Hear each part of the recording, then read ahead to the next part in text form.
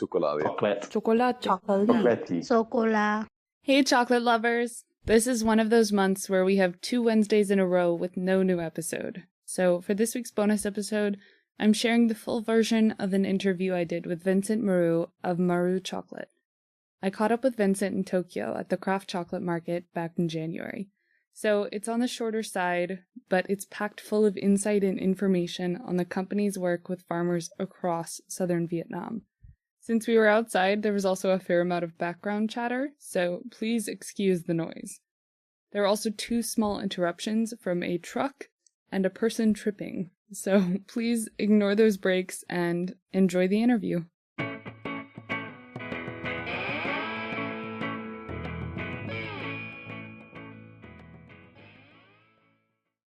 So my name is Vincent Maru. I'm one of the co-founders of Marou Chocolate. We're a bean-to-bar company based in Vietnam. We've been in business since 2011, making chocolate in-country from only Vietnamese-sourced cacao. So you started Maru in 2011 with your business partner, Samuel Muruda. How did you two decide on making chocolate instead of any other value-added product? So Samuel and I met in Vietnam. We were both living there at the time. Mm-hmm. And we were also both interested in doing something new in our lives. Mm-hmm. We were in Vietnam, and I was researching different ideas. One day, I was told there was cacao growing in Vietnam, and that was kind of the eureka moment for me. And later on, when I talked to Sam, he also was interested in doing something with cacao. So it was something that was important to us. Why? Because it was filled with only good things. I mean, in a sense of values, working with a noble ingredient in country and doing something original. No one at the time had been making chocolate with Vietnamese cacao or doing anything with cacao in Vietnam. There were no real Vietnamese brands known. So there was a lot to be done. It was very exciting. So how did you first reach out to or contact any of those farmers you worked with at the beginning in Vietnam? So the first time that Sam and I went out to the countryside, we actually used Google to find out information on where we could go for cacao. We knew there was cacao in Ben Tre. Mm-hmm. Sam had already been to a cacao farm in Ben Tre, but we wanted to try something to explore a new area. Mm-hmm. So we Googled cacao in Vietnam, and we saw that in Baria, which is not that far from Saigon, 2 hours away, there was some cacao growing in an area called Sam Suai. Mm-hmm. And so we decided to head out in that direction. Of course, these were the very early days. We didn't know much about cacao. So interestingly enough, we were on our motorbikes, and along the road we would see what looked like cacao trees, but we would approach and it would actually be coffee. So that's kind of, they look quite similar. At first glance, The fruit don't, but if you look at the leaves and, it's a bush.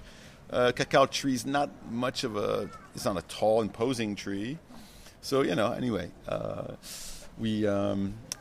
obviously once you get involved in cacao, you quickly are able to identify the difference. But it's an amusing little anecdote. So the first 2 regions you worked with, did they end up being those 2 regions? So what happened is we started working with Baria beans from Mr. Duc, and we started with those beans for about 2 months, and then in Sam's kitchen, as we were experimenting and getting to learning how to make chocolate and making small machines that would help us with this. And then we were reaching out to other people. We had a Vietnamese friend who was living outside of Saigon in the countryside. And on the weekends, he would take his motorbike and he would go to different provinces around where he lived. And he would meet cacao farmers, and he would gather samples for us and send them to us. And so we started getting samples from different places, and we would try the beans, from those samples. I mean, of course, we were only making like 1 kilo batches at the time with a small Indian grinder. And if we liked the beans, then we would then go on our motorbikes and go visit that farm, meet the farmer, and that's how the relationship started. After 6 months, we had farmers that we liked in about 4 to 5 provinces, and we were ready. Everything was kind of rolling along. I mean, we had a company name. We started working on the branding, the packaging. The chocolate was getting there. It wasn't quite there yet, but it was getting there. We had already made some big breakthroughs in our chocolate making experience. And we had to decide what was going to be our first line of chocolate. And what was one of the most interesting things that we had learned was about the terroir effect with cacao, so that the terroir influences taste. So that was immediately obvious.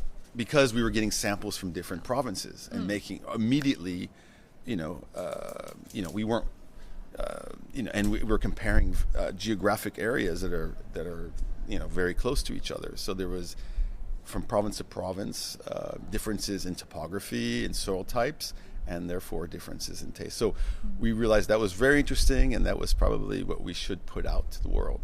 And in those days, we were the first to do that, as far as presenting a terroir chocolate for one country, just from province to province. So the Barilla bar, the Tingyang, the Lam Dong, the Benche, the Dom Nai, those were the original bars that we released. And we didn't want it wasn't an idea, we want terroir to sound pretentious. It was really exciting that in one country, in one small geographic area, we could have such a variety of flavors and characters in the chocolate.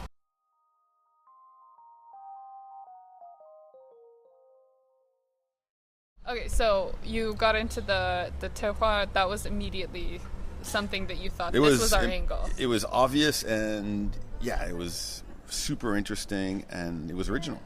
Did you approach chocolate making through the lens of any other industry, like coffee or wine or cheese? I think we were most influenced by winemaking.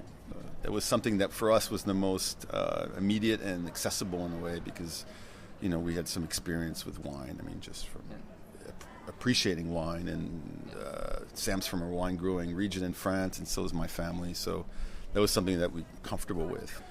Coffee, we love coffee, but to be honest, we didn't have as much connection with coffee, besides enjoying it and appreciating good coffee. But so in terms of producing in one country with different terroirs from around that country, I think France and their wine growing regions, which have become quite famous, is one of the better comparisons. Yes.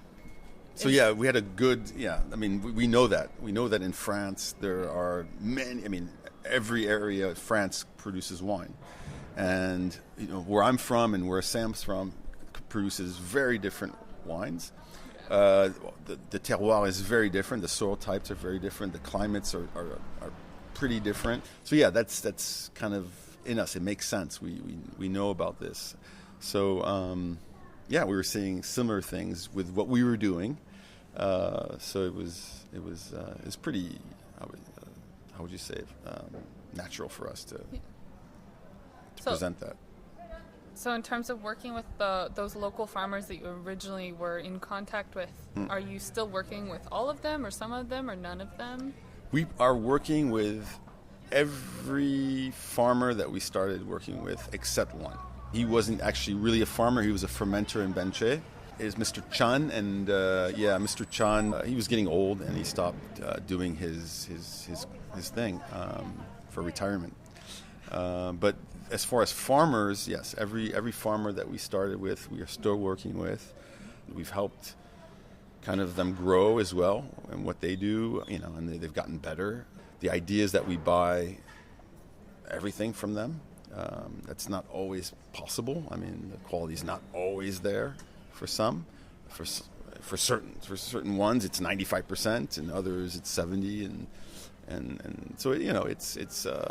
But the idea is that we try to always help them improve what they do and keep doing what they do, because the market price being very low, we've had to basically just increase our prices. Increase the difference between the commodity price and our price. Just keep increasing that to maintain the quality and the activity. Because in Vietnam, the farmers are educated, they're shrewd, they calculate margin. They will, if they're not making money from cacao, they will cut the trees and replace it with something else. So it's, there's no culture of cacao in Vietnam. There's no folklore that they would abandon. So how did you two learn about cacao when you were first getting into it? So Sam and I learned about cacao by reading. We were lucky in the very beginning, in the first 3-4 months, that we were in contact with a German, French-speaking agronomist, Hans Wieberg Wagner, who was at the time working for an NGO, the German development agency. And so he was going around and giving trainings to farmers, cacao farmers. So we would meet, over a beer, and he would give us a master class on cacao, which was fantastic. And then we would go see him in the countryside, and he would give his lectures in English, and he'd have his Vietnamese translator. So it was also an opportunity for us to assist and get something from it. So that was a very important situation, because we were able to learn quickly and then apply it whenever we go on our own to visit the different farmers. Yeah. So to what extent have you been or were you able to help at the beginning versus how you're able to help farmers now and help develop any newer regions or newer farms within those different terroir regions? Yeah. So in the beginning, we were working with fewer farmer fermenters. Mm-hmm. Today we work with many more, which is great, but it's also challenging, right? Because you have many more people that you need to monitor, to help, and also deal with their issues. So we have a sourcing team of 6 people total. We have a dedicated driver and all that, but we have a nice team that basically has to go around to all 6 provinces, actually 7. We actually do buy from Dak Nom, but we don't make a bar from that cacao yet. So they're constantly on the road working with all of these farmer fermenters, and also we have meetings bringing all the pod farmers in as well, so that we can get a good idea of what's happening also with them, to make sure that they're getting a good price, and that we also hear what's happening at their level. So in the very beginning, there was Sam and I on our motorbike, and we were, in the beginning we didn't need 30 kilos of cacao in one bag. One bag seemed like, oh my God, that's a lot of cacao, So that's how we started, and then we went from 1 bag to 2 bags to 3 bags to 4 bags, and then all of a sudden we needed a vehicle, a car, to go purchase cacao from the motorbike. Are you saying and then we went you had them on the back of your motor, bags of cacao? Yeah, we had up to 2 bags of cacao on the motorbike. Yeah. And then we would hire a driver with a car, and we would go out and fill that car up with cacao, and then that was not enough. And then so what we do now is we just we use a local truck near where the farmer lives, and then we hire them to bring the cacao to Ho Chi Minh. So when did you start noticing that other people were looking to source cacao from Vietnam? So you guys started in 2011, so... Yeah, so basically what happened is we started growing. We had some success early on, and so we were buying more and more cacao from the farmers, and it was very good for them. And we were seeing also that we couldn't buy more for our needs, right? But we could buy more for others, and at the same time it would benefit the farmers, right? So if we can increase their revenue by finding other buyers that would buy through us, then it was really good for the farmers. It was encouraging. It would reinforce our message to them, So that's how we started selling a bit of cacao. When was this? This is pretty, I think, 2012, 13. So it's pretty early on. I think 2013 was probably the first time we shipped some cacao to the U.S. In a significant, quantity. So how early on did these different regions start selling themselves as, this is cacao from, I'm going to butcher the names, but like Taklak, Nong, yeah.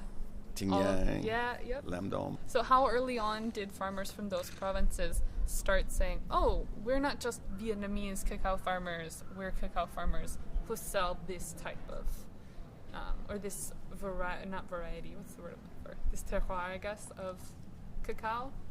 Well, I think early on, because what happened is, we started kind of bringing those farmers together. And we threw just as an example, we threw a 5-year anniversary party, and we invited all the farmers, and all of them came with their, significant others. And we had a great party. And we had the first cacao wine competition, because, Vietnamese farmers aren't really into chocolate, but they love their cacao wine, right? So what they do is they press, the fresh beans, and they extract the juice, and then they ferment it naturally.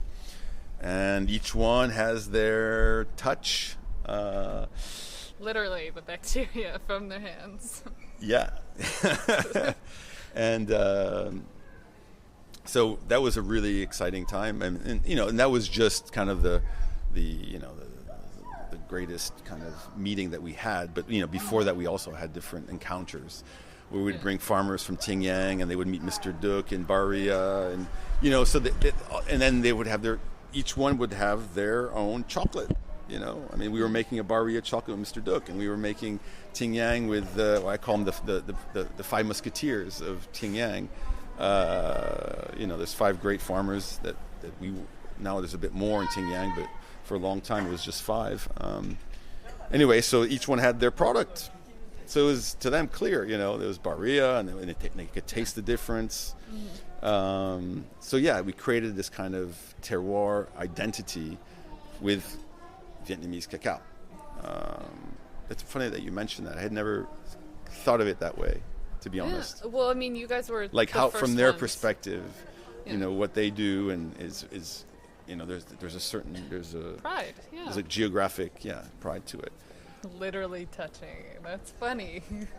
I don't know if you realized when you said that what the implication of, because you touch all the cacao and the bacteria from your hands helps with the fermentation. Yeah, sure. Whether it was accidental. There's bacteria everywhere. It's not just the hands. Some do wear plastic gloves. But anyway. Sometimes, maybe. Probably when we're there. Yeah. Anyway. So, would you define those different regions as being their own brands, or would you say that they're more just different origins? What is the difference for you between a single origin? Well, they're not their own brands. They're just their own character, if you will. And that's just this kind of nebulous concept, But there's no official, stamp. It's not like in wine you have AOCs, which is so AOC basically protects the what's going on in that specific place. It protects the method. It protects the varieties that are used, and each winemaker, for example, in that area has to follow those guidelines. Otherwise, they can't use the AOC, right? We're not there with cacao at all. So there's a certain identity, that goes along with it. But it's so looking through the lens of wine, cacao still has decades to go before we're anywhere near having designations of origin. Yeah, absolutely. Various. Well, there is origin, but it's not designations through the government. It's only how would you say it? It's the only protection right now is through the chocolate maker and their honesty. They're not blending or they're not cheating anybody. So that's really it.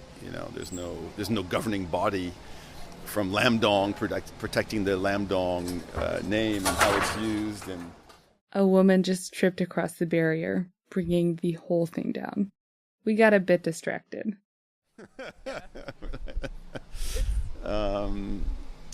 Yeah. I think that's all of my questions. I think the questions aren't so much important as no, but I don't think I finished that last one. You were the AOC thing is. No, there's no one saying this Lam Dong cacao is definitely from Lam Dong because it has these characteristics, and we looked over it to make sure people were following the rules. Yeah, there's no. No, because there's slight variations in how fermentation is done from place to place, but it's I don't know. I don't think I think it's a bit too technical for most of the consumers to appreciate, and you have to. Fermentation is it's a living thing, and it depends on the yeast that's present, and it's affected also by the temperature and all these other things that, you can't really be too strict on that. You can be strict on other things, but I think, this is what I was trying to, I think there is a change in chocolate. I felt it actually at the Marou Chocolate in 2018 in Paris. I think we're coming out of the Middle Ages, if you will, with chocolate. I think we're now in a whole new era, and we're in the beginning of it. Chocolate is going to become more and more, how would you say, sophisticated in its techniques and its appreciation and so on and so forth. I see it happening. It's happening at the farm level. It's happening, I see with the chocolate makers, and it's happening with the consumers. And so much is changing, this whole thing with fine flavor cacao. Before, there were only few producers, fermenters that were making really great fine flavor cacao, in each country, cacao growing country. Now, each of these countries, or even areas, there are many people doing it. So therefore, now there's fine flavor cacao. There's so much of it compared to the number of chocolate makers. So the chocolate makers, it's a buyer's market, not a seller's market. And, it's changed things greatly. The methods of fermentation, and even the agronomists, there's just much more, how would you say it, application and results than there ever was before. I think there now are new methods coming out for planting cacao and how it's grown. One fascinating thing is historically cacao by agronomists has always been looked at as a cacao tree, right? They've always seen it as this kind of unique thing from the Amazon, that's been grown pretty much the same way forever, right? And now people are looking at it as a fruit tree. Right, a fruit tree, and trying to apply techniques that have been known to work on apple trees, cherry trees, all these different fruit trees, and so it's really interesting because it's changing completely the way we look at a cacao tree, and the idea is that we can increase productivity. We can also reduce stresses on the environment. For example, the amount of water that's needed for a cacao tree, and how that water is used. Is it used for making wood, for the tree to grow and get big, or is it used towards producing fruit, right? Which is what we want. We want fruit. There's just interesting beginning of a shift on how we view the cacao tree. Yeah.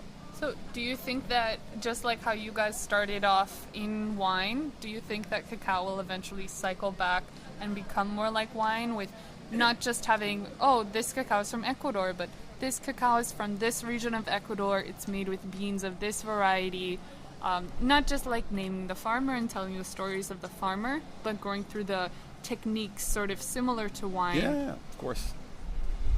The better we get with, I think the more sophisticated we get with our techniques, the more we're going to benefit from them to create different, more controlled taste, and therefore we want to put that forward.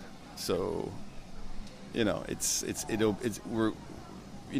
it's with different yeasts and with inoculation, or it's different ways of growing the cacao.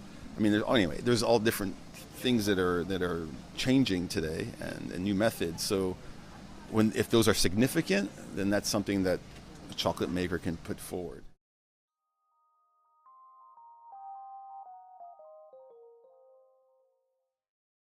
A huge thanks to Vincent for taking the time away from the festival to come chat with me, and I definitely hope you tune in next week when we dive into part 2 of the Philippines story. To learn more about Vincent and Maru, check out the show notes at the link in the description, or visit my website at damecacao.com. That's DAMECACAO.com. I hope you'll join me next time we go on the road.